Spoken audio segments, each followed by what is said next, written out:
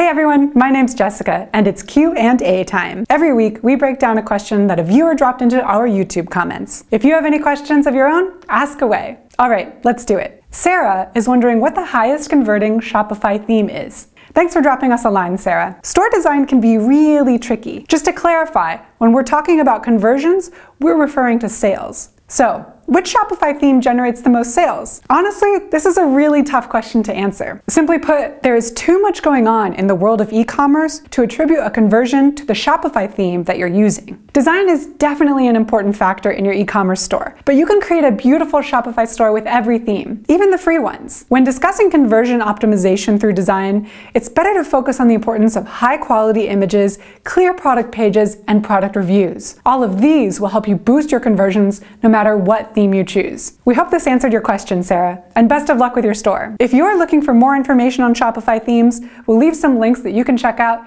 in the description below. Got your own question? Let us know. We're always scanning the comments and would love to use your question in our next video. We're cranking out videos every week, so if you're as into e-commerce and dropshipping as we are, subscribe for more. Until next time, happy dropshipping!